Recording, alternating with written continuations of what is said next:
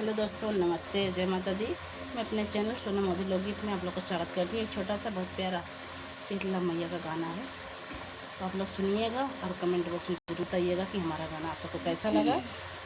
तो आप सबसे हाथ जोड़ के रिक्वेस्ट है कि आप लोग फॉलो जरूर करिएगा और अपना आशीर्वाद प्यार दुलार बरसाते रहिएगा और ऐसे। आनंद भी लेते रहिएगा साथ साथ।